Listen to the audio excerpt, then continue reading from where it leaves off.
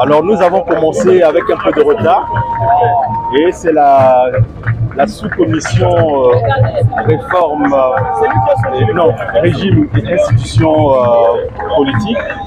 Et le débat s'est passé dans la plus grande sérénité.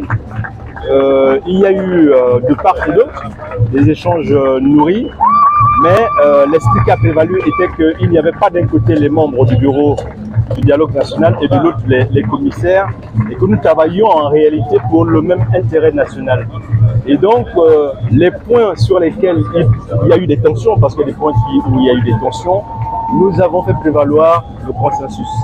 Et oui, il y aura inévitablement des gens qui peuvent être déçus sur tel ou tel aspect, mais dans l'ensemble, de toutes les manières, c'est comme quand on va dans des négociations, on ne peut pas tout avoir. On ne peut pas tout avoir, il faut concéder et obtenir les choses les plus essentielles. Et je pense que qu'il s'agisse des membres du bureau du dialogue national ou des commissaires, ce qu'on a fait prévaloir, c'est l'intérêt national et donc garder ce qui était essentiel pour nous tous. Et on a réussi. Mais les points sur lesquels il y a eu des divergences, bon, je laisse peut-être le soin au président de la sous-commission, parce que c'est lui qui, avec brio, a géré les discussions. Et je puis dire, puisqu'il est juste à côté, quel plaisir, quelle fierté j'ai eu à travailler avec lui et avec tous les membres. Donc je ne vais pas lui voler la vedette sur ces points. Il va venir et il va vous dire ce qu'il y a à dire sur les points névralgiques, difficiles, voilà. Mais ça a été magnifique. Je ne sais pas s'il faut prédire une fierté à notre égard. Il n'y a pas d'autosatisfaction. Je pense que la lucidité doit continuer à prévaloir et il ne faut pas se gêner, de critiquer les membres du dialogue. Il ne faut pas non plus se gêner de critiquer les résultats qui en sont sortis. L'œuvre humaine, quand bien même on rappelle qu'elle n'est pas parfaite, en tous les cas, l'œuvre humaine est toujours à parfaire. Voilà. Certains membres disent qu'il n'y a pas eu véritable débat. C'était un monologue. Bon, moi je suis un universitaire et j'ai l'habitude des débats. Je suis un acteur de la société civile et j'ai l'habitude des débats.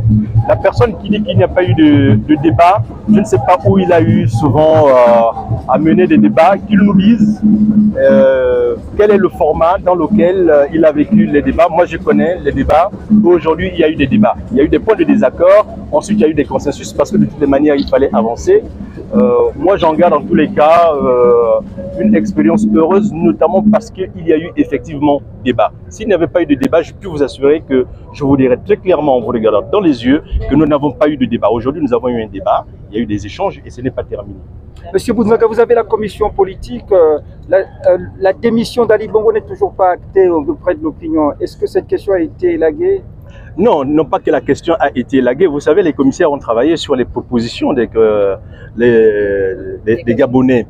Et si la question de la démission de M. Ali Bongo n'a pas été posée parmi les thèmes... Vous pensez qu'elle a besoin d'être posée? Ce n'est pas une nécessité de gouvernance? Je pense qu'il faut respecter aussi les points de vue des Gabonais. Parce que des fois, on demande de respecter la souveraineté du peuple. Et nous, en tant que membres du dialogue, ça n'a pas été... Non, ça n'a pas été... Vous n'avez pas y pensé? Mais je ne peux avoir comme vous que le regret qu'une telle question n'ait pas été abordée. Vous, en tant que président, vous n'avez pas vu la nécessité de la mettre sur la table? Non, j'ai besoin que les contributeurs viennent me proposer un thème et ensuite j'en discute avec les autres présidents des sous-commissions et ensemble nous adoptons une position commune. Je vous remercie.